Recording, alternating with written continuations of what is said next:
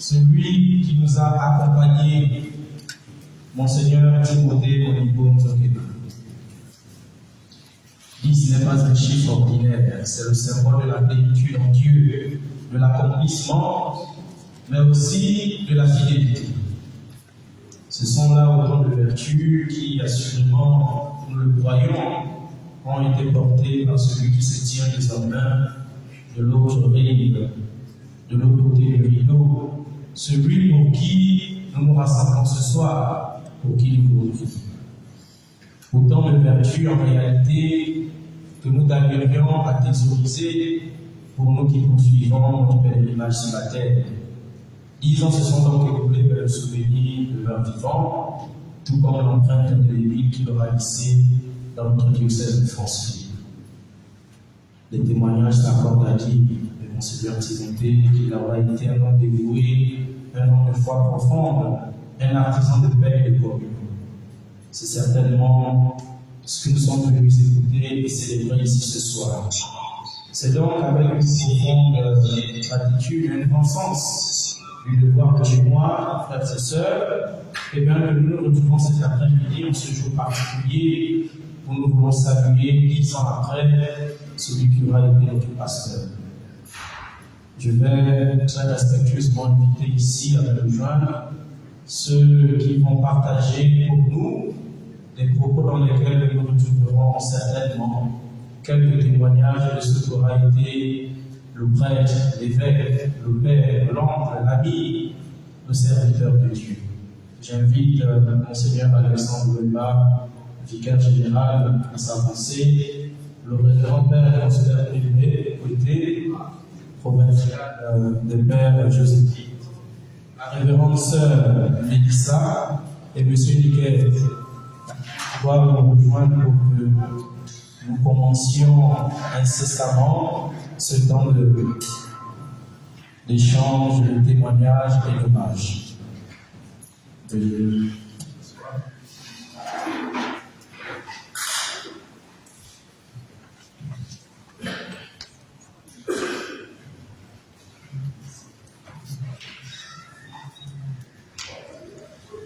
Merci, bien évidemment, pour que nos esprits soient qui va se dire, nous demandons à la régie de bien vouloir mettre la pause au diapositive qui aura été conçu pour la circonstance.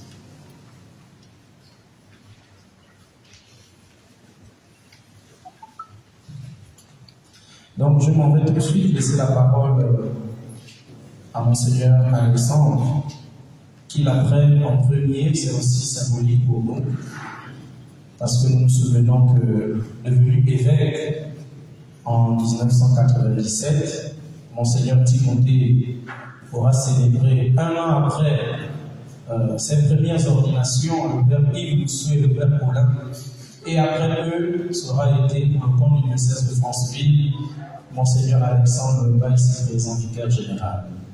Donc il assume à but d'un titre la parole qu'il va prendre pour nous cet après-midi pour nous introduire à la mémoire et aux hommages de celui que nous célébrons. Seigneur, vous avez la parole.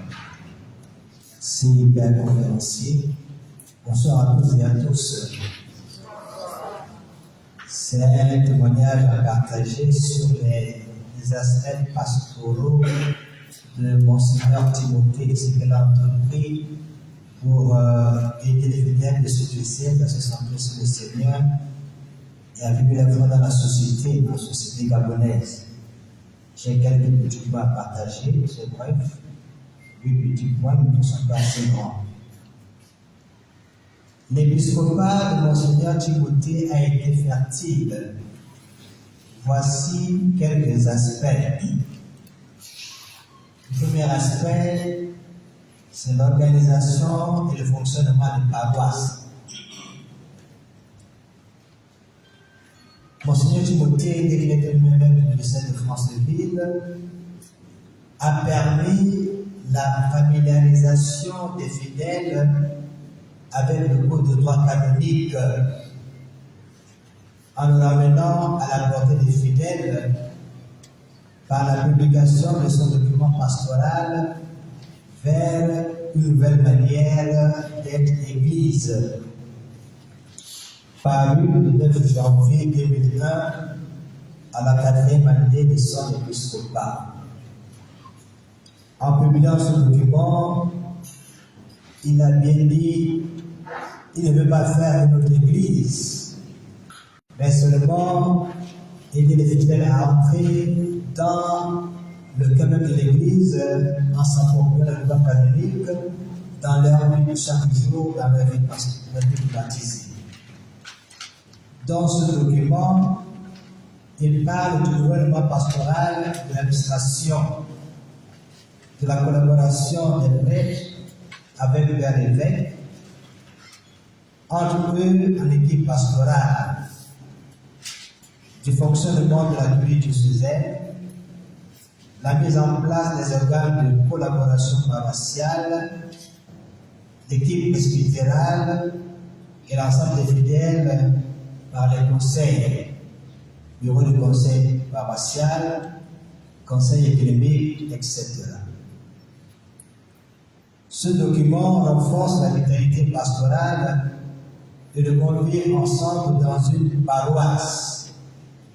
Ce document amène les fidèles à comprendre qu'ils sont les collaborateurs de l'équipe presbytérale. En fait, il veut faire comprendre aux chrétiens que tous, nous devons collaborer pour faire répandre l'œuvre de Dieu dans notre milieu, par notre milieu de vie. Le deuxième point de notre intervention, c'est notre aspect pastoral, c'est la publication des plans pastoraux diocésains. Construire ensemble l'Église, famille de Dieu. Construire ensemble l'Église, famille de Dieu. Ce plan pastoral, paru en septembre 2002, se veut une source d'inspiration pour l'équipe pastorale paroissiale. Ce plan aborde tous les aspects de la vie des enfants de Dieu.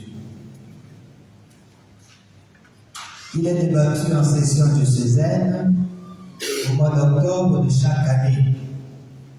En rappel, Monseigneur Timothée avait choisi comme base des sessions pastorales la paroisse catholique du Rwanda, qui avait la capacité dans le diocèse de d'accueillir plus ou moins 100 fidèles. Le plan pastoral tient compte des apports des agents pastoraux, c'est-à-dire des prêtres et des collaborateurs laïcs, discuté en session diocésaine, l'évêque le ratifie et le publie. Et à la sortie de la session diocésaine, les équipes pastorales avaient de la matière pour la bonne organisation de leur pastorale paroissiale. Donc personne ne pouvait aller hors de la vision de l'évêque, du pasteur de l'évêque, pour ce qui est un document de référence.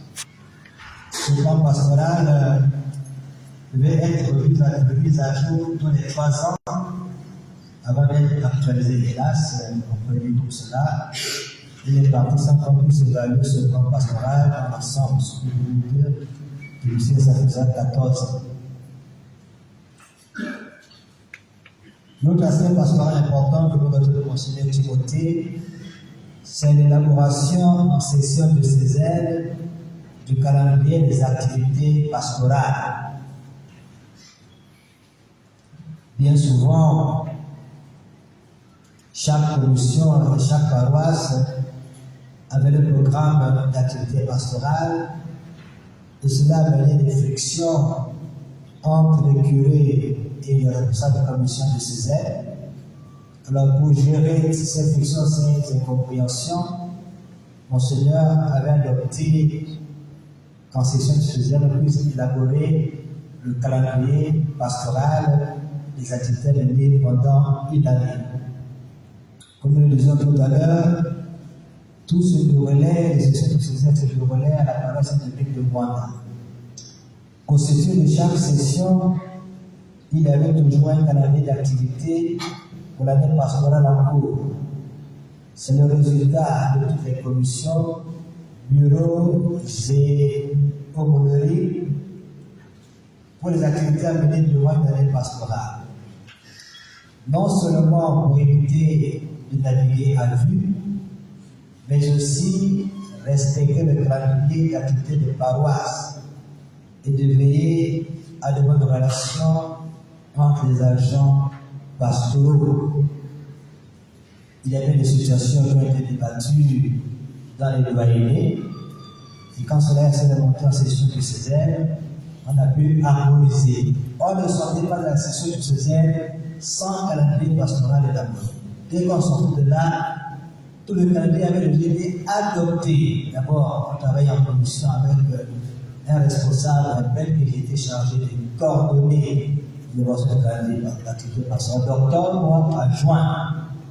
Et quand c'est travaillé en session en équipe, on se retrouvait en session plénière devant l'évêque, on affichait tout et on revoyait ensemble ce calendrier et on adoptait. Et dans les jours qui suivaient, au cours d'une semaine, la chancellerie sortait le calendrier diocésain des activités pastorales pour une année pastorale. Chaque paroisse, chaque communauté religieuse, chaque commission avait ce calendrier donné gratuitement par l'ordinaire. Le quatrième aspect de notre intervention, c'est le souci de vocation. Monseigneur Timothée hérite d'un diocèse où il n'y a presque pas de prêtre diocésain. Sinon, un seul, l'abbé Jean-Claude Makita, de vénérer mémoire. Donc, un seul prêtre diocésain, dès que l'évêque de Monseigneur Timothée est évêque de Franceville, et deux grands séminaristes.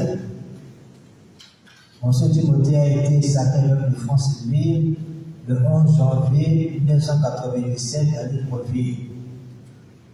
Donc, à son accession à l'épiscopat, il n'a seulement qu'un seul prêtre diocésain, Jean-Claude Makita, et deux grands séminaristes, Alexandre Lebas et Fred Joly.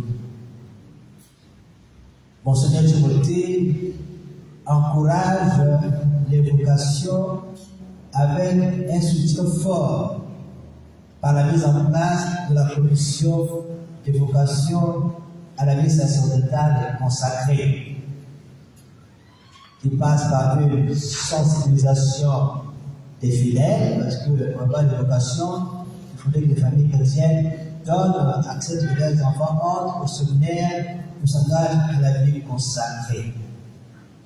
Donc il encourage les prêtres à conscientiser les fidèles, et la commission de vocation qui est mise en place, c'est la vocation mise en place, a l'obligation de faire en sorte que dans chaque paroisse, il puisse exister des groupes appels, des groupes de réflexion de jeunes qui pensent à la vocation, à la vie sacerdotale et à la vie religieuse.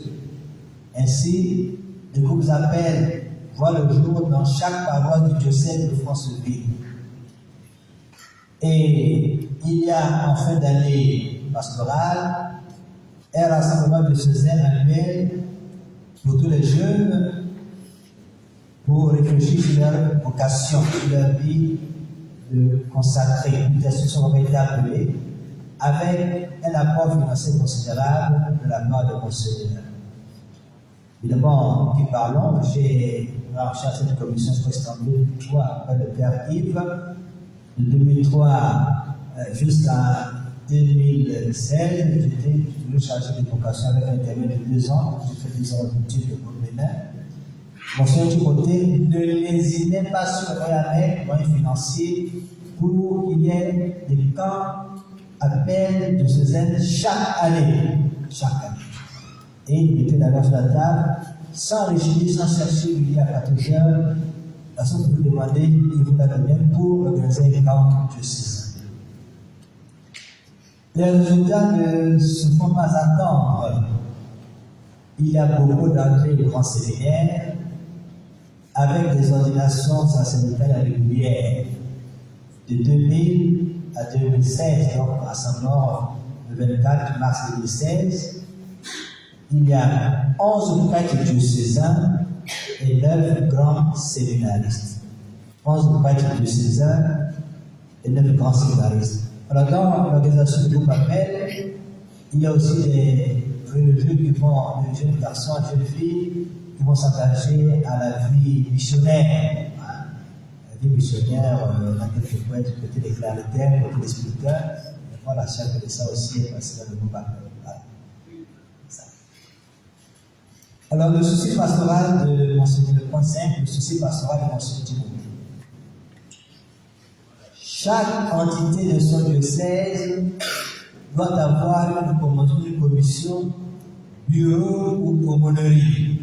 Les jeunes ont leur bureau aumônerie, les familles ont leur bureau aumônerie, commission famille, les CEV, les communautés vivants de base, le grand des lecteurs, commission liturgique, les légionnaires, les professionnels et les travailleurs, avec les TC par exemple, qui sont des chauffeurs, les malades et intelligents avec la Caritas, les médias, les mamans et les femmes catholiques avec l'association des femmes catholiques du Gabon. Là, cette FCG a été mise en place et Monsieur Timothée était élu à la tête de la conférence épiscopale des évêques du Gabon, 2007.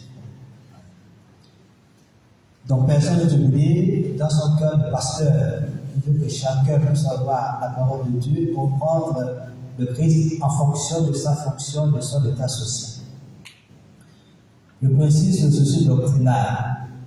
Le souci doctrinal, ici, c'est la catéchèse, la transmission de la doctrine chrétienne à toute personne qui veut connaître le Christ dans l'Église catholique. Ça passe vraiment par une catéchèse élaborée pour les jeunes, les adultes du troisième âge, en langue française et en langue locale. Zébi, Kobamba, demande pour citer que celle-là. Et dans cette catéchèse, Monseigneur s'appuie beaucoup sur les religieuses. Il disait au curé, je répète ce qu'il disait, laissez les sœurs s'occuper de la catéchèse, elles le font assez bien. Laissez-les s'occuper de la catéchèse. Il a tellement insisté dessus qu'on a laissé les sœurs s'occuper de la catéchèse. Et maintenant, que les sœurs aient aussi à cœur ce côté de Monseigneur Timothée qui s'appuie sur elle pour transmettre la parole de Christ à toute personne qui voulait le connaître dans l'Église catholique. Le point 7, nous avons les deux points, ce sont les élections religieuses. Évidemment, depuis les années 80, au niveau de France et Ville, il y a chaque mercredi et chaque dimanche une émission religieuse animée par, à l'époque, en 1980, par le père Jean Luré. Mercredi, les chrétiens vous parlent, et dimanche, la messe. La messe en Baba, surtout, je crois, avec Jean-Marc. Et Monsieur Timothée, en passant évêque de France et Ville, a maintenu cette tradition-là, en mettant les moyens. Je dis que les moyens, parce que c'est quand même beaucoup de moyens dans les médias catholiques, au niveau du diocèse de France et Ville. J'en suis témoin. Beaucoup de gens de l'aide sont passés par là. Même si après ces matériaux ont disparu. On a mis les moyens de ce côté pour que la tradition de France et Ville puisse être maintenue. Je crois que ça continue encore avec les émissions religieuses à la radio émission. Enfin, le point 8 est terminé, la création de nouvelles paroisses. Monseigneur Timothée a créé des paroisses. Il y a la paroisse Sacré-Cœur de l'Astroville, je crois que c'est en 2007, si j'ai oublié la date exacte. 2007, la parole qui s'appelle Quelle place de Dieu, le centre-ville. Nous avons aussi la paroisse Saint-Pierre de Bana, qui était une annexe de la paroisse d'Ambassadeur de Plamoutou, qui a été érigée en paroisse en octobre 2012, même que les paroisses Saint-Casimir de Bourgogne, Saint-Michel de Bourgogne et Saint-Basile de Bourgogne, toutes aussi en octobre 2012. Voilà ce que nous pouvons dire de façon succincte quelques actions pastorales entreprises par Monseigneur Timothée. Je vous prie, s'il vous plaît, de saluer le propos de Monseigneur Alexandre.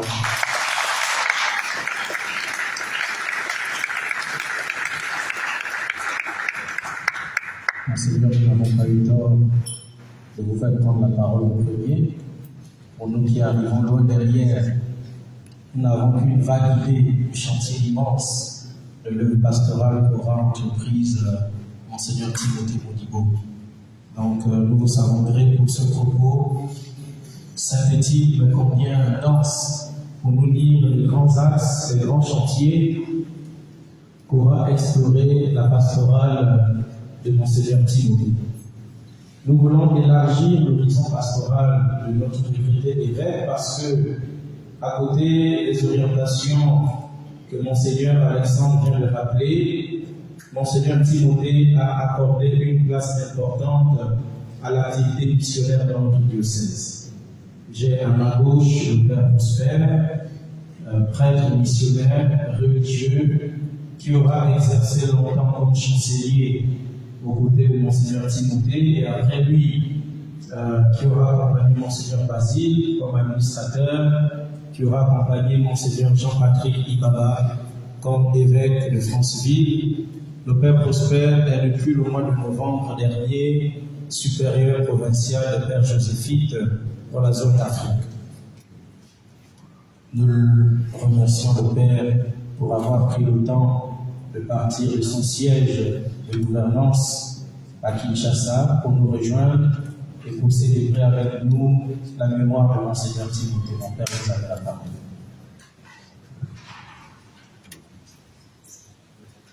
La commémoration du 10e anniversaire du rappel à Dieu de Monseigneur Timothée Modibo Zokena constitue une opportunité privilégiée pour revisiter avec rigueur et profondeur l'itinéraire missionnaire d'un pasteur dont l'action a durablement marqué l'histoire de l'Église particulière de France. Au-delà du souvenir affectif, il s'agit ici d'une démarche de mémoire ecclésiale structurée visant à analyser les fondements des orientations et les refus d'un épiscopat caractérisé par une forte cohérence entre vision théologique, praxis pastorale et discipline personnelle.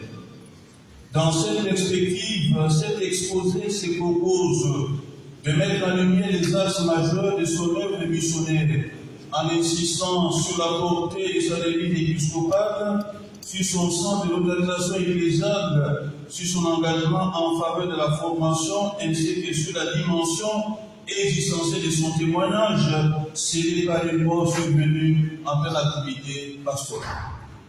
1. La centralité de l'enracinement christologique et herméneutique de la devise épiscopale. La devise épiscopale de Monseigneur Timothée Modibo Zokena, Esto Terranitate in Christo, soyez enracinés dans le Christ, constitue la clé herméneutique fondamentale de l'ensemble de son action pastorale. Elle ne saurait être réduite à une formule ornementale, elle représente au contraire un principe structurant qui informe tant sa spiritualité personnelle que ses orientations missionnaires. L'enracinement dans le Christ, tel qu'il est concevé, impliquait une triple exigence. 1. Une profondeur spirituelle authentique fondée sur la prière, la méditation de la parole de Dieu et la fidélité au sacrement. 2.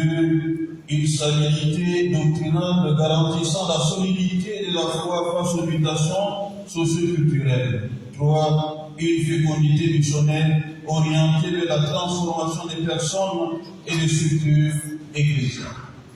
Ainsi, toutes ces initiatives pastorales qu'il s'agisse de la structuration du diocèse, de la promotion des vocations, de l'accompagnement des fidèles, s'inscrivait dans cette dynamique d'enracinement. Pour lui, une église non enracinée dans le Christ est même vulnérable aux dérives et aux fragmentations. Inversement, une église profondément enracinée devient capable de porter un témoignage crédible et durable. 2. Une ecclésiologie de la rigueur. Ordre, discipline et construction institutionnelle. L'un des traits distinctifs de l'épiscopat de Monseigneur Modibo Jokena réside dans son sens aigu de l'ordre et de la discipline qu'il considérait comme des médiations indispensables de la vie spirituelle. Sa maxime, souvent répétée, l'ordre conduit à Dieu, traduit une vision théologique dans laquelle la circulation extérieure participe de la conduite intérieure. Cette conception s'est traduite concrètement par la mise en place et le renforcement des structures diocésaines, l'organisation méthodique des paroisses et des services pastoraux, l'exigence d'une liturgie soignée et respectueuse des normes ecclésiales, et enfin une gestion rigoureuse des ressources humaines et matérielles. L'anecdote relative à sa préparation de voyages pastoraux illustre cette rigueur méthodologique. Alors que j'exerçais comme son principal collaborateur, je m'y attendais une fois dans une certaine précipitation. Il me rappela comme un père avec sévérité: mieux vaut arriver tardivement et en ordre que d'arriver très tôt et à bord de tristesse. Très proactif et fin formateur, lui-même anticipait ses déplacements jusqu'à 48 heures à l'avance, manifestant une discipline personnelle exemplaire. Cette exigence s'est prolongée jusque dans les gestes les plus ordinaires de la vie quotidienne. Il a rangé une pour son lit, veillant à ce que chaque chose soit à sa place, convaincu que la cohérence extérieure reflète la disposition intérieure de l'âme. 3. La formation comme priorité stratégique, clergé, fidèle et séminariste. Au cœur de l'œuvre missionnaire de Monseigneur Modibo Jokena se trouve une attention constante à la formation intégrale des acteurs ecclésiaux. Conscient que la vitalité de l'Église dépend de la qualité de ses membres, il a fait de la formation un axe prioritaire et structurant de son épiscopat. 1. Formation du clergé et des fidèles. Il a encouragé une formation permanente du clergé articulée autour de la vie spirituelle, de la catéchèse, le mouvement de la foi et l'engagement communautaire, qui fait former dans la foi et responsable dans la société. 2. Une sollicitude particulière pour les séminaristes. Un aspect particulièrement significatif de son ministère réside dans son attention soutenue à la formation des séminaristes. Il considérait ces derniers comme les cœurs de la vie ecclésiale et se montrait particulièrement vigilant quant à la qualité de leur accompagnement. À cet égard, il n'était pas toujours favorable aux décisions de réorientation de ces séminaristes. Cette attitude ne traduisait pas une rigidité arbitraire, mais plutôt une conviction profonde, celle de la nécessité de discerner avec patience et responsabilité des vocations, sans céder à des solutions de facilité ou à des jugements actifs. Il privilégiait un accompagnement exigeant, mais juste, visant à permettre à chaque candidat d'aller au bout de son discernement vocationnel. Cette posture révèle une théologie implicite de la vocation comme appel divin, nécessitant un discernement rigoureux, respectueux du mystère de la grâce et de la liberté humaine. 4.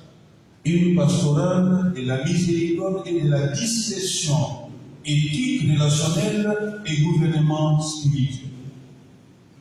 Au-delà de la rigueur qui caractérise son action, Monseigneur Timothée Modibo Jokena s'est distingué également par une profonde maturité humaine et spirituelle dans la gestion des relations, particulièrement au sein des clergés. Malgré certaines situations difficiles et parfois douloureuses, il gardait une attitude constante de réserve, de charité et de justice. Il souffrait, certes, de certains comportements, mais jamais il ne se permettait de parler en mal d'un prêtre à un autre prêtre. Cette retenue n'était pas silence complice, mais une forme élevée de responsabilité pastorale, sans fermer la porte aux fautifs, sans exclure définitivement ceux qui étaient tombés. Il accueillait encore les récidivistes, il restait disponible même pour celui que l'on qualifierait de mécréant, manifestant ainsi une pastorale profondément évangélique inspirée par la miséricorde divine. Cette capacité à conjuguer exigence morale et ouverture du corriger sans humilier, de reprendre sans condamner et de mettre l'espérance là où d'autres auraient définitivement renoncé. 5. Une pastorale de proximité et d'itinérance missionnaire. En effet, Monseigneur Timothée Modibo Nzokena concevait l'épiscopat non comme une position institutionnelle statique, mais comme un ministère dynamique, caractérisé par la proximité avec les peuples de Dieu et l'itinérance missionnaire.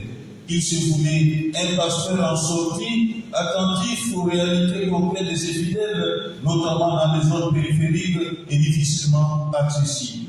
Cette proximité pastorale trouve son expression la plus éloquente dans les circonstances même de sa mort. En effet, il a été appelé à Dieu en pleine tournée pastorale à Kumamoto, après avoir quitté les conforts relatifs de l'évêché pour rejoindre les communautés locales.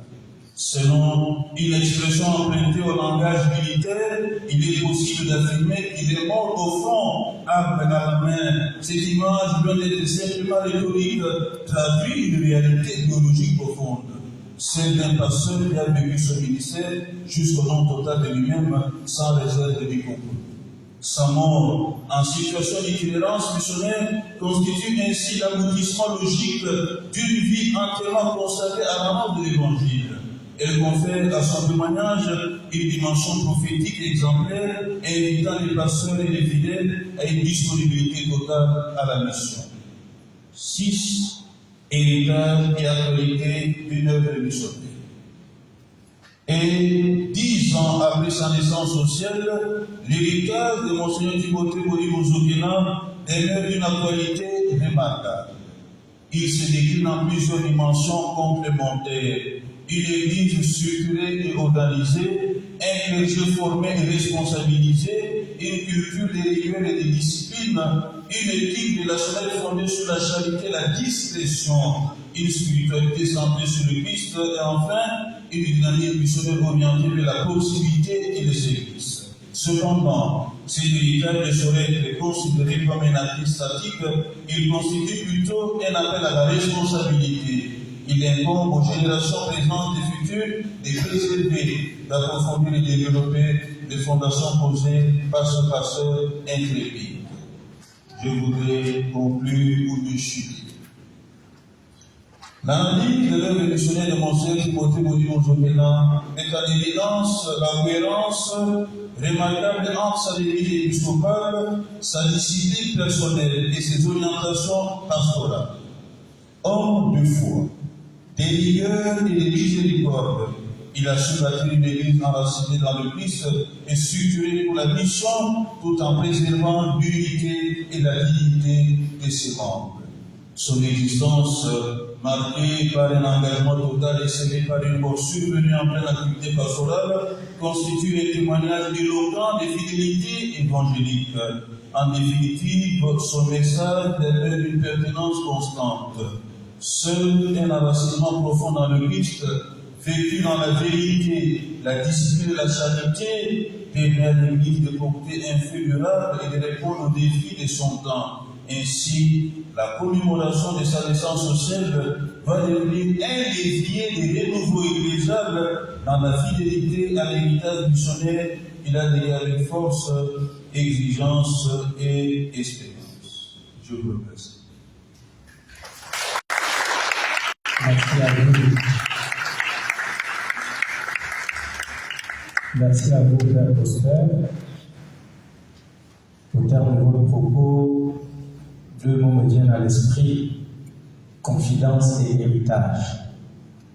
Il apparaît clairement que le témoignage que vous venez de nous livrer n'aurait pu être donné que par celui qui aura partagé l'intimité spirituelle, pastorale et missionnaire de Monseigneur Timothée, pour lire les confidences que vous nous partagez et bien évidemment la vision qu'il portait encore, puisque dites-vous, il serait mort, n'est-ce pas, au front, pour emprunter le langage militaire.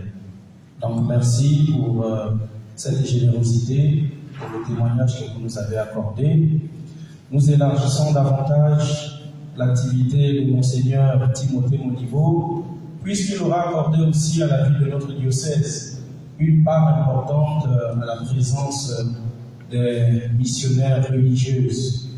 Voilà pourquoi mon regard se tourne vers la sœur Mélissa, qui nous est venue de Libreville. La sœur Mélissa est fondatrice et sœur de Notre-Dame du Perpétuel Secours du Gabon, maîtresse de novice, ainsi un fruit, n'est-ce pas, de la fécondité pastorale, de l'accompagnement spirituel de Monseigneur Timothée Modibo Zokena. Sœur Mélissa, vous avez la parole.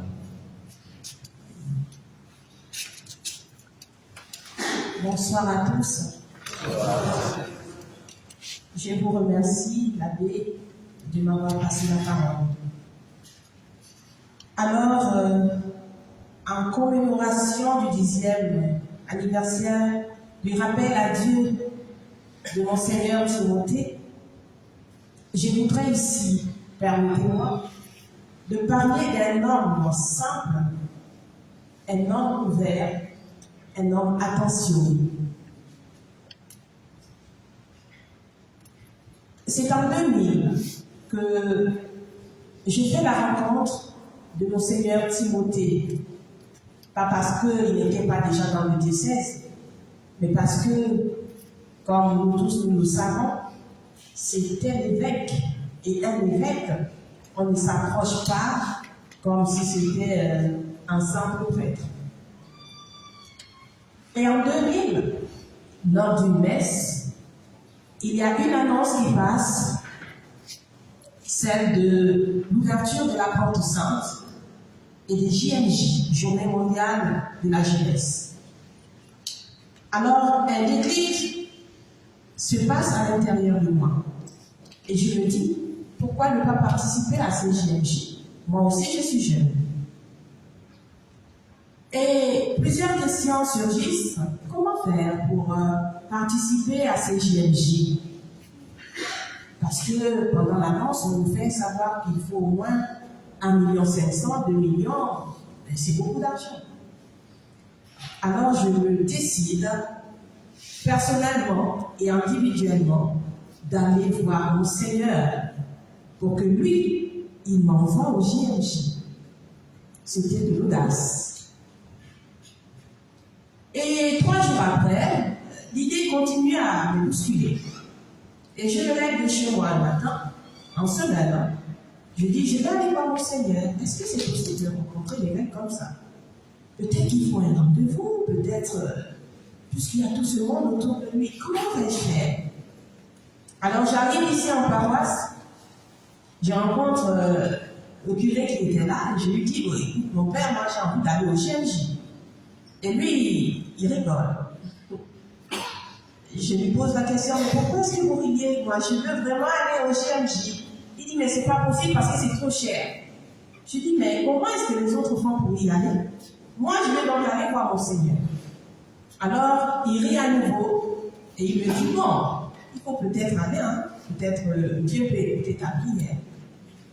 Alors, quand je reviens, je me mets debout devant la crypte et je reste en face du Saint-Sacrement, la petite lumière qui est là. Je dis, bon, écoute, Seigneur, tu ne peux pas mettre une idée pareille dans mon cœur et puis ne pas manifester ta puissance. Je crois quand même en toi.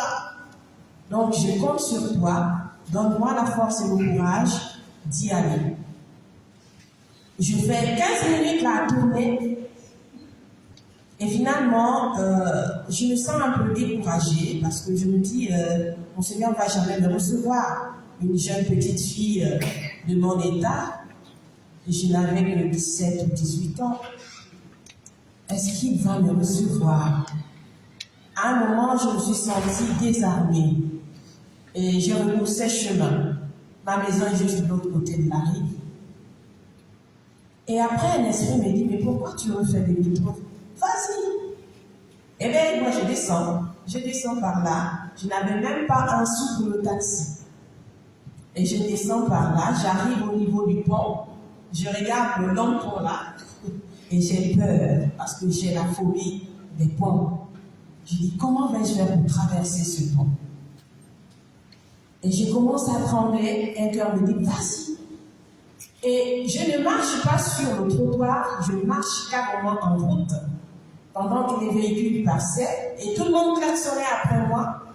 J'avais comme les oreilles bouchées. Mon intention, c'était de traverser le pont et d'arriver à l'évêché. Chose faite, je suis arrivée essoufflée. Imaginez cette montagne. Et quand j'arrive, j'étais là, devant la porte, et je me pose la question, il faut toquer, mon Dieu, comment je vais faire? Au moment où je voulais faire ça, mon Seigneur ouvre. Et je commence à attendre, mon Seigneur, excusez-moi, il dit, oh, mais ma fille, qu'est-ce qui t'amène ici? Tu es essoufflée. Mais rentre. J'ai dit, mon Seigneur, excusez-moi, je ne vais pas être long. Je suis juste venue pour vous dire que j'ai envie d'aller au GMJ. Il m'a dit, calme-toi, assieds-toi. Il m'a fait asseoir au bureau. J'ai respiré un coup. Il m'a donné de l'eau. J'étais surprise. Après, il m'a dit, alors, vas-y, parle. Qu'est-ce que tu voulais me dire?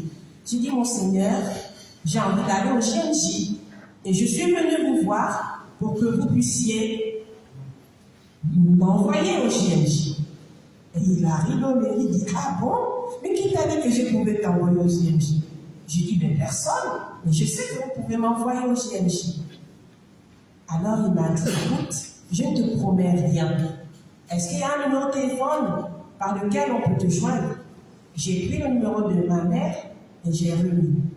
Il a dit, bon, voici 1000 francs, tu prends le taxi, tu rentres à la maison et on verra. Je vous assure que la foi, c'est quelque chose d'important. Et en sortant de l'évêché, je savais que j'étais déjà allée au GMJ, même si je n'avais pas de certitude. Mais la parole de l'évêque seul m'avait convaincu que j'étais déjà au GMJ. Et je suis partie de là tellement émerveillée que quand j'arrive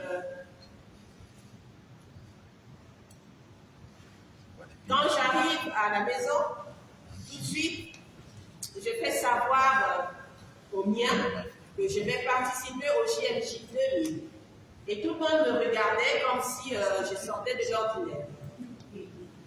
Parce que personne ne croyait que je pouvais véritablement aller au JMJ. Et les vacances arrivent au mois de juin. Tout le monde s'embarque pour les vacances à Libreville.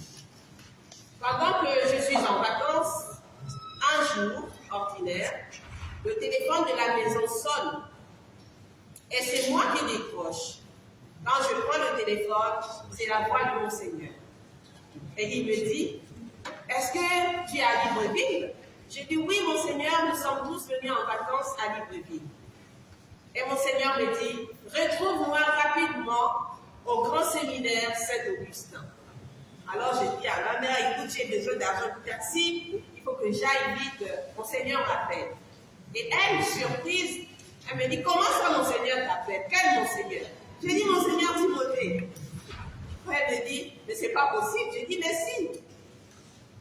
Et puis elle me donne l'argent du taxi. Je vais à la rencontre de mon Seigneur Timothée au niveau du grand séminaire Saint-Augustin. Et de cette rencontre, mon Seigneur me dit, constitue ton dossier. Je n'avais ni passeport ni quoi que ce soit. Il me dit, constitue ton dossier pour l'établissement déjà de ton passeport, parce que, effectivement, tu vas participer au JMJ.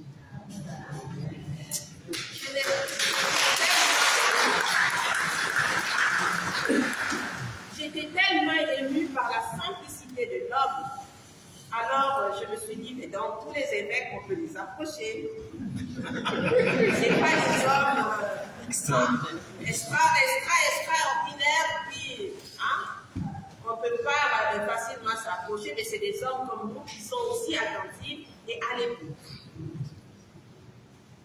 Chose faisant, j'ai constitué le dossier, mais c'est comme si en même temps Dieu voulait que j'aille, en même temps il y avait, excusez-moi le terme, il y avait une main noire qui ne voulait pas que j'aille.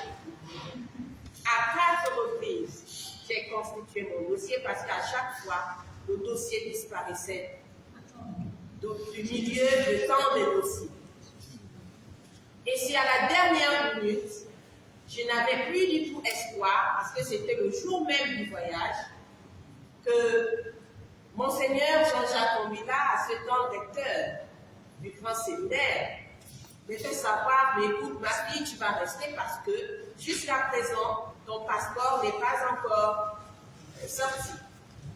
Et ce jour-là, je sais que j'ai pleuré de la matinée. Et fatiguée tellement de pleurer, je me suis assoupie au salon à la maison. Et vers 14 h, dans mon demi-sommeil, parce que j'étais fatiguée, j'ai vu comme une lumière. Et là, je voyais quelqu'un m'apporter un passeport en me disant « Tiens ton passeport ». Et moi, j'ai dit « Écoute, les autres vont partir, c'est trop tard, je n'ai même pas le visa, je prends le passeport pour quoi faire ». Et on me dit « Mais non, tiens le passeport ». J'ai tendu la main pour prendre le passeport, le téléphone a sonné. Monseigneur Jean-Jacques me disait « Viens, le passeport est sorti ». Là, il m'a fait sursauter de là où j'étais.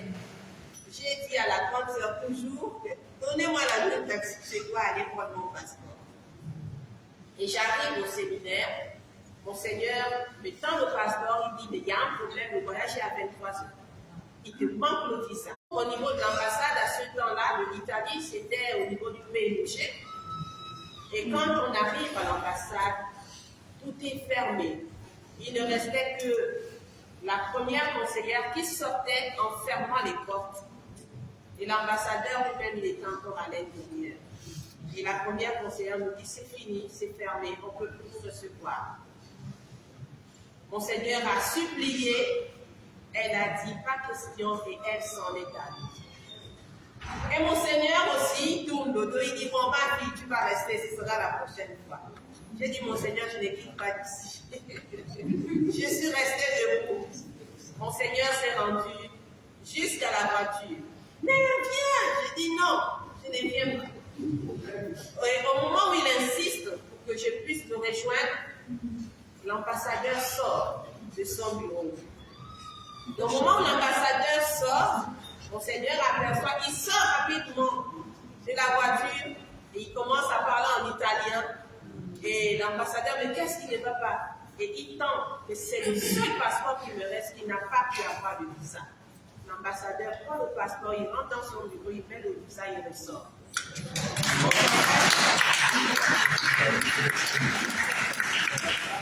Mon voyage était assuré.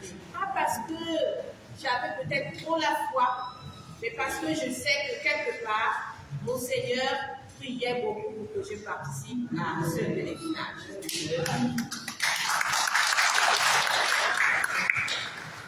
Une fois au pèlerinage, la prière que j'avais faite à Dieu, c'était que cet homme simple m'a reçu. Il m'a encouragé dans la vocation, comme le disait mon Seigneur ici, parce que mon Seigneur Timothée, c'est quelqu'un qui a encouragé beaucoup les vocations. Et il nous a soutenus dans ces vocations-là. Alors, la promesse que j'ai faite à Saint-Pierre, c'est que Seigneur, tu m'as permis de venir à ce pèlerinage. Tu m'as appelé et désormais je suis à toi. Et je te donnerai ma vie jusqu'à la fin. Du retour de GMJ, j'ai rencontré mon Seigneur à nouveau et je lui ai dit merci. Merci en lui faisant état de tout le périple par lequel j'étais passé, parce qu'il ne savait pas ça. Et il répondait tout simplement, tout ce que Dieu fait est bon. Un homme ouvert dans la mesure où Monseigneur Timothée de regretter mémoire, quand il était en mission, il fut président de la CERAC et directeur à l'UCAC, il était membre du conseil supérieur. Voilà, membre du conseil administratif supérieur, voilà, de l'UCAC. Voilà. Et donc, Monseigneur, quand il faisait ses tournées, il ne manquait jamais de chercher où étaient tous ses enfants. J'ai fait Brazzaville parce que la première congrégation dans laquelle j'ai fait mes pas de vie consacrée, ce sont les sœurs de Saint-Joseph de Cluny. Donc, je suis à Brazzaville en mission à Javoué. Monseigneur, il est en tournée dans les réunions de la CERAC, il est en visite parce qu'il y avait quelques séminaristes au grand séminaire de Miguel. Monseigneur cherche, est-ce qu'il n'y a pas des sœurs ici? Et on lui fait comprendre que non, il y a des Gabonaises, justement, du diocèse de Frantville qui sont à Javoué. Et il arrive jusqu'à nous. C'est un père. Et quand il arrivait, non seulement il nous encourageait, non seulement il nous motivait, mais aussi il savait laisser du sourire. Un homme attentionné. J'ai fait 13 ans chez les sœurs de Saint-Joseph de Cluny. Et pendant cette étape chez les Cluny, je reçois la double vocation. Et c'est cette double vocation qui conduit à la fondation des Sœurs de Notre-Dame du Perpétuel Secours du Gabon. Et du début de ce ressenti jusqu'à ce que le Seigneur ramène à lui Monseigneur Timothée, il était au parfum parce que c'était un confident. À lui, je disais tout sur tout ce que je pouvais ressentir, tout ce que je pouvais percevoir. Et lui, il m'encourageait dans la prière et la rédaction de tout ce que je recevais comme bride. Et en 2013, quand je rentre, je vois Monseigneur Timothée, je lui dis, écoute, le moment est arrivé, Dieu veut que son œuvre puisse se réaliser. Monseigneur me dit, oui, mais tu es ici à Libreville, moi je suis à Franceville, qu'est-ce que tu veux qu'on fasse? Et moi je lui dis, Monseigneur, mais c'est vous l'évêque. De tout ce que je reçois comme message, tout ce qui est là, c'est que juste, si l'évêque donne son OK, le reste ira dessus. Il me dit, OK, mais continuons à prier. On continue à prier. Et plus tard, il m'appelle, il me dit, mais écoute, comme tu es à Libreville, va voir mon confrère Basile. Alors je lui dis, mais comment ça? Il dit, non, mais vas-y. Et c'est comme ça que Monseigneur, je vous dis, un homme attentionné. C'est lui qui m'oriente vers Monseigneur Basile ici présent. Et là encore, je me pose mille et une questions. Parce que Libreville, ce n'est pas Franceville. Et Libreville, on sait qu'il y a tout un arsenal là-bas avant d'arriver à l'évêque. Tout un protocole. J'arrive ce jour-là à la chancellerie, je reste debout devant la cathédrale. Je dis, comment est-ce que je vais arriver là-bas? Et quand j'arrive, je me déplace de là où j'étais. Dieu merci, Monseigneur sortait de sa maison. Et je cours, Monseigneur, j'ai juste besoin de 5 ou 10 minutes, pas plus. Entre-temps, je vous assure, beaucoup de mes frères prêtres m'avaient déjà découragé que Monseigneur ne va jamais te recevoir, toi avec tes histoires là. Et moi, je disais, si c'est l'œuvre de Dieu, Monseigneur va me recevoir. Monseigneur m'a reçu ce jour, les prêtres étaient étonnés. Et Monseigneur, tout comme son confrère, attentif, il m'a écouté du début jusqu'à la fin. Et ce qui m'avait impressionné ce jour, c'est que lui, il me pose une question, après m'avoir écouté. Est-ce qu'il y a des autres filles, des jeunes filles, qui aimeraient faire comme toi et qui s'approchent de toi? Et moi, je lui dis, oui, mon Seigneur.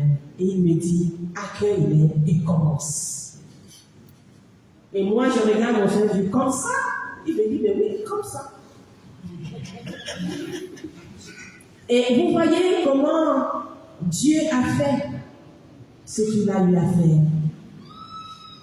Et quand mon Seigneur Basile me dit oui comme ça, j'appelle mon Seigneur Timothée, je lui dis, ben, mon Seigneur m'a dit de commencer, hein?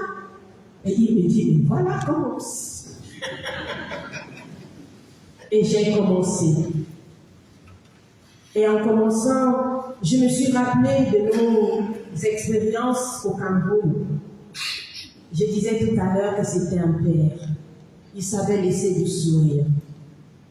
J'étais au Cameroun avec l'abbé Ajad, l'abbé, le défunt, l'abbé Willy. Et quand mon Seigneur passait, c'était la même chose. Il cherchait dans toutes les communautés où étaient ses enfants. Il venait nous voir. Il nous laissait l'argent. Mes frères a bouffé mon argent. Mais ce qui était bien, c'est qu'il me disait, et voilà, mon Seigneur a laissé ça pour toi, mais nous avons pris ça. J'ai déjà payé tout ça. Merci d'avoir organisé cette conférence, ces moments forts pour retracer, on va dire, l'histoire de l'homme. Et je nous invite à prier davantage pour notre Père Timothée, parce que de là où il est, il continue à veiller sur nous et à prier aussi sur nous. Je vous remercie.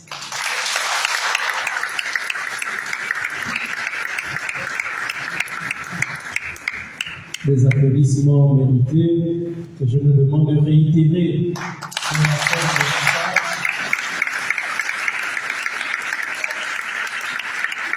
Ma sœur, votre témoignage nous parvient comme une leçon forte. C'est que la visée téléologique de l'action et de l'activité missionnaire repose toujours sur l'inextricable conjugaison du souci pastoral du berger, n'est-ce pas, avec l'amour humanisant et réifiant que le bon pasteur a pour cette brebis. 3 mots me sont restés à l'esprit: simplicité, ouverture et attention, pour définir l'expérience que vous avez vécue avec Monseigneur Timothée et que plusieurs parmi nous ici ont certainement fait. Merci encore, ma sœur, pour ce témoignage saisissant. Je vais boucler ce panel en me tournant vers M. Nikez Mofumbi, qui est directeur général du centre universitaire de Koulamoutou, qui est un laïc très engagé, une figure que nous connaissons très bien dans la vie et au bénéfice, au profit de notre diocèse, qui aura été, je vais le dire sans détour, quelqu'un de très proche, pastoralement, humainement, de Monseigneur Timothée. Nous avons voulu écouter aussi, n'est-ce pas, pour parler, porter la voix des fidèles de notre diocèse, écouter M. Niquez à l'occasion de ses hommages. Bonjour à tous. Ça va être difficile de vous relater, on a eu tellement de petites histoires, mais je veux en limiter à quelques-uns. En 96, on nous annonce qu'on va avoir la nouvelle évêque. Et j'ai le nom, mais je n'ai pas le visage. Et du coup, je suis désigné pour former un consortium de chorale avec l'ensemble des 4 paroisses du diocèse et les 4 paroisses de la ville, donc du doyen et tout ça. Et nous sommes en pleine répétition parce que l'ordination se faisait à Libreville et l'intronisation ici à France. Et donc, nous étions censés préparer la messe d'intronisation. Nous avons commencé les répétitions Et puis, pendant qu'on retraitait, une fois, j'ai vu un monsieur arriver, le trapu, il s'est assis, et il n'a fait que nous écouter. Il est reparti. Une autre fois, il est arrivé, toujours assis, prenant des notes. Et là, il va voir le père Joseph Koumou, qui était, je pense, à cette époque responsable de la liturgie, des chorales. Et là, il lui fait quelques recommandations. Et le père Joseph vient me voir, me dire il y a ça qu'il faudra voir, il y a ça. Alors tout de suite, je comprends qu'il s'agit du bonhomme qui parlait avec lui, là, qui lui avait demandé de faire toutes ces modifications. Je me dis, mais ça, il aurait pu le faire. Attends, c'est qui même? Et là, il m'a dit, ben, c'est comme Valek. Et du coup, là, je suis sorti une autre nouvelle évêque. Je n'en revenais pas. Et ça a été mon premier contact. Je découvre un homme humble et surtout sobre.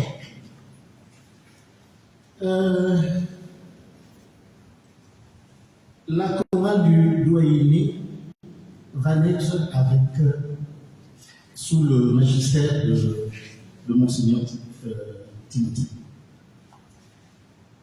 Il nous a encouragés dans ça.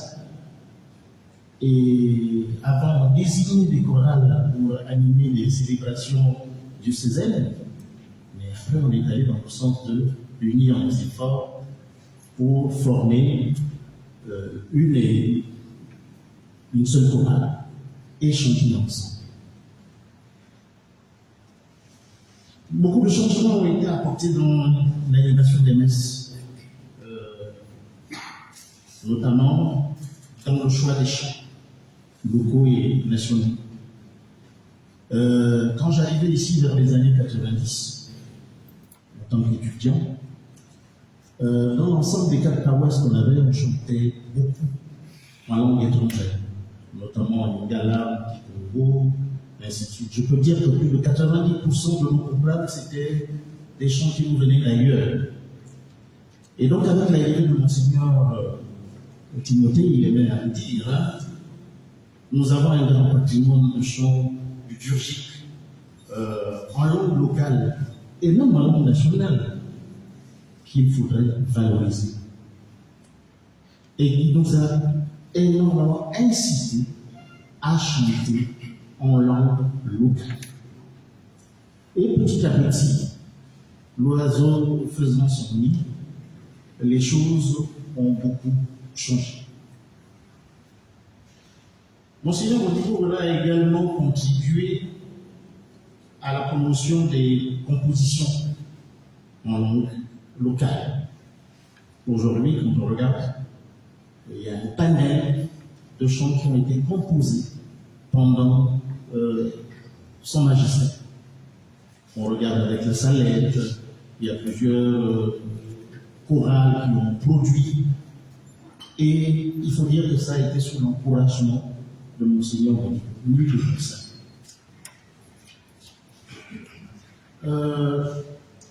Monseigneur Modibo a également encouragé et veillé à la célébration des messes participatives. Il était important pour lui que le peuple de Dieu, pendant la célébration eucharistique, participe. Et donc, au niveau des chorales, nous avions exigence. C'était vraiment quelque chose qu'il avait à cœur et qu'il imposait. Il fallait que le peuple de Dieu participe. Et pour cela, il fallait choisir des chants qui pouvaient amener le peuple de Dieu à participer. Donc des chants connus.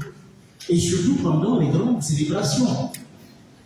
Pendant les grandes célébrations. Il nous souviendra, c'était lors d'une grande messe. On a chanté. On était pratiquement au Gloria, et c'était Douma qui était chanté enfant. Douma, à cette époque, c'était un chant qui n'était pas connu dans le diocèse. Et lors de cette grande célébration, ce chant a été entonné. Et c'était le Seigneur qui présidait la messe. Tout de suite, pendant qu'on chantait, on a vu son visage, on a tout de suite compris que Monseigneur n'était pas tout à fait dans ce qu'il était. Il était contrarié de voir la foule ne pas chanter, puisque c'était la chorale qui chantait quasiment seule. Alors là, on termine le Gloria. Et là, Monseigneur vient vers le micro pour dire trouvez-moi un autre chant de Gloria. Et je veux que le peuple de Dieu puisse chanter. Trouvez-moi quelque chose de connu. Et là, tout de suite, comme c'est empressé de trouver un autre chant pour faire participer tout le monde. Vous pouvez imaginer, on vous attend devant tout le monde, et donc désormais vous veillez à ce que vous n'ayez plus honte. Et ça a tellement marqué, ce qui a fait en sorte que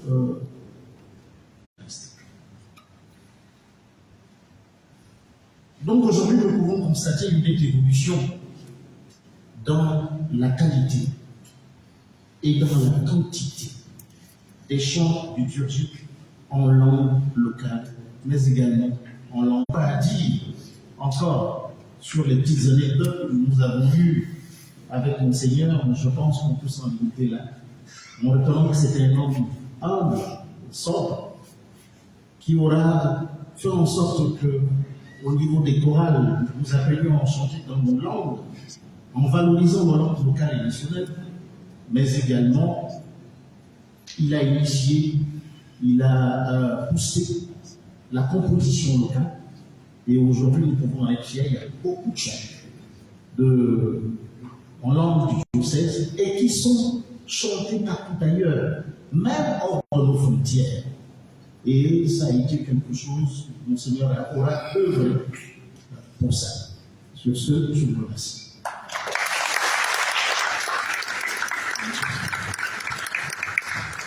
Monsieur le Président, c'est nous qui vous remercions, au moins pour une chose fondamentale, c'est que votre propos aura inscrit cette prise de parole dans une cohérence parfaite, parce que vous faites là écho à une invitation forte du Concile Vatican II dans sa constitution sacro-sainte qui continue sur la liturgie, en la définissant comme étant la source et le sommet de la vie chrétienne, n'est-ce pas? Vous dire que le souci pastoral de l'évêque ne pouvait se prendre origine que dans cette liturgie et entraîner tout le monde vers sa fin dernière, qui est toujours le salut des âmes que nous atteignons déjà dans la célébration des sacrements. Et quand nous parlons de liturgie, bien évidemment la chorale, n'est-ce pas, est un pan important qui nous aide à célébrer la foi, parce que bien chanter, c'est prier 2 fois, selon l'adage bien connu de tous ici. Donc vraiment merci beaucoup, parce que c'est aussi une dimension de la vie et du ministère, du magistère de l'évêque que nous honorons aujourd'hui, qu'il était important de souligner, au-delà de tous les traits humanisants que nous avons relevés ici. C'est dire que, comme l'a indiqué d'ailleurs Monseigneur Alexandre au début, que Monseigneur Timothée Modibo était un homme de prière, n'est-ce pas, profondément enraciné dans la valorisation de la foi, dans la valorisation de nos valeurs, puisque si on vous écoute encore, tout ce qu'il aura promu devrait toujours ne pas se décoller de nos valeurs culturelles, nos valeurs locales en objet. Donc, je vous remercie tous et chacun pour avoir pris de votre temps pour préparer ce moment important que nous avions besoin de vivre, que nous avions besoin de célébrer. Que 10 ans après, il convient pour notre diocèse que nous nous arrêtions, que nous puissions évaluer une évaluation nécessaire pour mieux nous projeter vers l'avenir. D'autant plus que le pasteur qui nous accompagne aujourd'hui, nous l'avons écouté au début, aura été parmi les premiers fils que Monseigneur Timothée aura eu la grâce d'ordonner comme prêtre. Et la vision de Monseigneur Ephraim Johnny pour nous tous qui sommes ici, et suivant les témoignages qui ont été donnés, bien évidemment, elle ne s'écarte pas. des bases qu'aura jeté Monseigneur Timothée Modibo. Autant de motifs qui inscrivent dans notre cœur beaucoup de joie cet après-midi. Et je vous demande, s'il vous plaît, frères et sœurs, d'applaudir une fois de plus pour une conférence de cet après-midi. Nous invitons la régie, voilà, parce que plusieurs parmi nous nous ont rejoints chemin faisant. Nous allons nous tourner vers notre mur, le mur de l'hommage, pour regarder, mais ce sont quelques clichés, n'est-ce pas, qui nous disent, mais de manière très rapide, ce qu'aura été, ce qu'aura laissé Monseigneur Timothée Modibo Nzokena.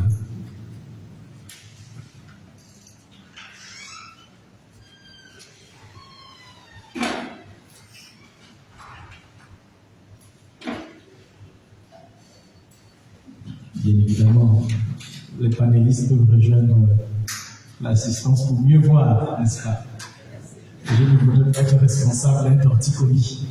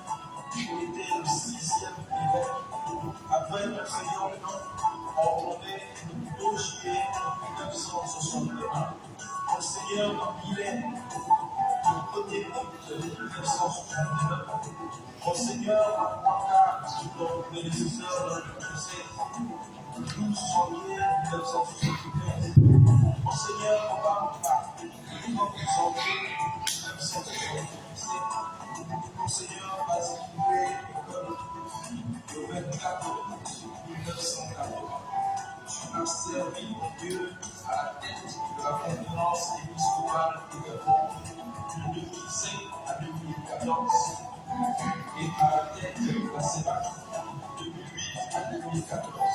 Pour ce sacerdoce, nous ne l'oublierons jamais.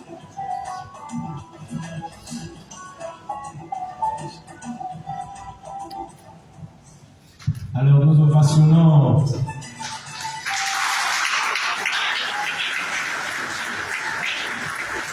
je vous soupçonne d'avoir été transporté quelque peu par de fortes émotions.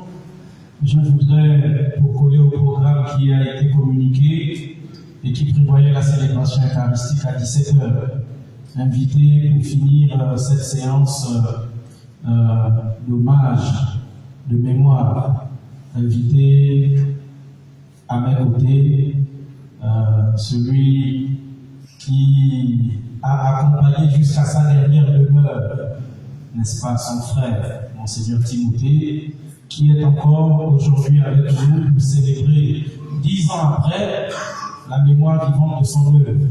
J'appelle très respectueusement sous vos ovations Monseigneur Daniel Minzonzo à nous rejoindre ici devant pour nous saluer déjà et peut-être pour nous congédier avant que nous n'allions pour dire la célébration eucharistique en nous donnant la bénédiction. Monseigneur Daniel, s'il vous plaît.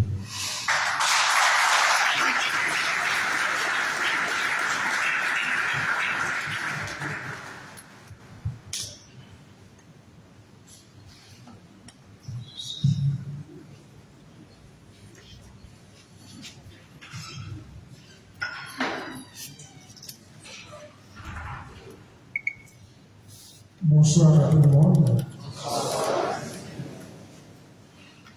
C'est à la demande expresse de Monseigneur Frère et à l'insistance de la curie de Césaire que je me suis fait violence. Parce qu'aujourd'hui, en Caille, on devrait avoir de la messe du soir. Mais avec l'évêque coadjuteur,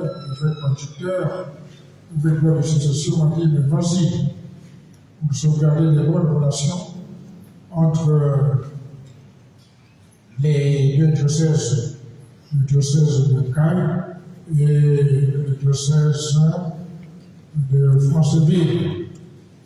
Monseigneur, quand on a lieu, il faudra ajouter la vertu d'accueil de Monseigneur Timothée, en raison de la guerre qui était au Congo, eh bien, il a accueilli des dizaines de laïcs, de fidèles, et accueilli aussi beaucoup de prêtres qui sont restés ici longtemps. Eh bien, parmi les prêtres étaient venus pendant la guerre, il y en a qui sont morts. Il ne reste que David Lesor pour un loup qui est fatigué. Lui, il était avant ici là comme fidèle de nous. Il avait peut-être 2 ans, qui est un peu fatigué. Comme c'était la brusquerie, je n'avais pas pu venir avec eux. Donc, la vertu d'accueil, l'accueil qu'il a laissé, cette vertu qu'il a laissée, dans le clergé. Mais parlons sous le contrôle de Yahya, c'est-à-dire le grand frère. C'est toute la conférence épiscopale du Gabon. Les évêques sont vraiment très accueillants, plus accueillants que nous. Donc je n'ai pas beaucoup de choses à dire parce que ce que j'ai à dire, ce sera dans l'homélie tout à l'heure. Ce sera pour compléter un peu tout ce que nous avons entendu. Vraiment, merci pour cette occupation, merci pour ces témoignages. Et effectivement, mon homélie, ma prédication, sera aussi un témoignage fraternel, un témoignage bien d'amitié. J'ai beaucoup tissé avec Timothée, qui est mon grand frère du point de vue ordination, qui est aussi mon grand frère, mon aîné, du point de vue ordination presbytérale, donc sacerdotal, et ordination épiscopale. Hier, on m'avait demandé dans l'interview de donner une anecdote. J'ai cherché et j'ai trouvé une bonne anecdote très signifiante de réel. Quand on avait nommé Monseigneur Timothée l'évêque, on est parti voir bien sûr le président. Et le président, en écoutant le nom de Timothée Modibo, le président Bongo, avait réagi que ici, là, au Gabon, il n'y a pas de Gabonais pour nommer l'évêque. Il faut nommer un Malien. On pense à retirer le il est parti chercher un Malien pour être l'évêque de France. Allez dire dans ce mandat-là qu'il ne fasse pas le malin, il est au Gabon. C'est Timothée qui m'avait livré cette anecdote. Je cherchais hier dans un travail échappé. J'espère que vous avez enregistré ça, ceux qui m'ont interviewé hier. Comme il y a longtemps que nous sommes là, peut-être que nous devons nous faire la prière.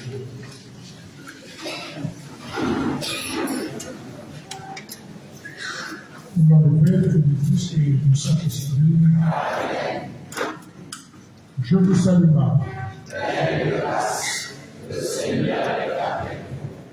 Vous êtes bénie entre toutes les femmes, et Jésus, le fruit de vos entrailles, est béni.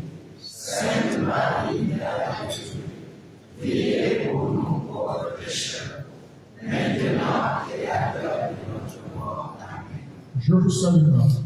Pleine de grâce, le Seigneur est avec vous. Vous êtes bénie entre toutes les femmes, et Jésus, le fruit de vos entrailles, est béni. Sainte Marie, Mère de Dieu, priez pour nous pauvres pécheurs, maintenant et à l'heure de notre mort. Amen. Je vous salue, Marie. Pleine de grâce, le Seigneur est avec vous. Vous êtes bénie entre toutes les femmes, et Jésus, le fruit de vos entrailles, est béni. Sainte Marie, Mère de Dieu, priez pour nous pauvres pécheurs, maintenant et à l'heure de notre mort. Amen. Gloire au Père, au Fils et au Saint-Esprit. Gloire y était au commencement, maintenant et toujours, et dans les siècles des siècles. Amen. Notre secours est dans le nom du Seigneur. Qui a fait le ciel et la terre. Et que Dieu le puissant d'amour, lui qui est le Père, Fils et Saint-Esprit, que sa bénédiction descende sur vous et il demeure à jamais. Amen. Bien-aimés, nous nous dirigeons vers l'église, la cathédrale, pour débuter dans quelques instants seulement la célébration eucharistique. Merci.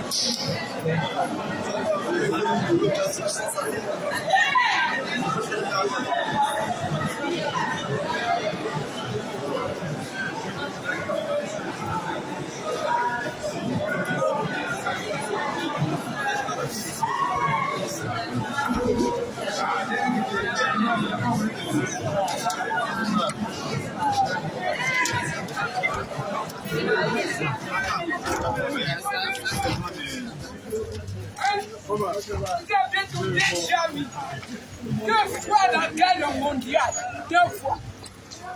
À la guerre mondiale, que le jour que vous avez arrêté la guerre, hein? Deux fois à la guerre mondiale, à cause des doutes, hein? La maladie des noirs et blancs, la haine, c'est la maladie des noirs et blancs, c'est la haine qui donne la jalousie. Deux fois la guerre mondiale. Qui a fait la deux guerres mondiales? C'est vous. Vous ne changez pas. Là, c'est le roi des dieux, le roi des rois, le saint des saints. Alors à toutes les personnes qui sont connectées, nous vous rappelons que ce jour 24 mars 2026, nous commémorons le 10e anniversaire du rappel dans la maison du Seigneur de son Excellence Monseigneur Timothée Modibo Uzukena, qui fut évêque du diocèse de Franceville. Alors après cette conférence débat, nous nous dirigeons déjà vers l'église, vers la cathédrale pour la messe. Pour le repos de l'âme de son Excellence Monseigneur Timothée Modibo Uzukena. Et même pour les saints de choses, comme jamais nous aimer, comme Dieu nous aimait. Et vous êtes contre les autres. Tu connais les Gabon, mais tu ne connais pas l'histoire du Gabon et le monde entier. C'est l'histoire des citoyens. Citoyens dans le monde entier. Regarde la caméra de choix.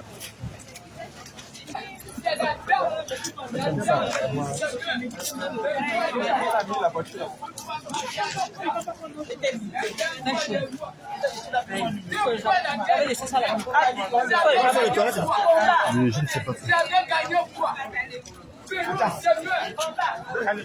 Alors donc nous vous donnons rendez-vous tout de suite après cette conférence.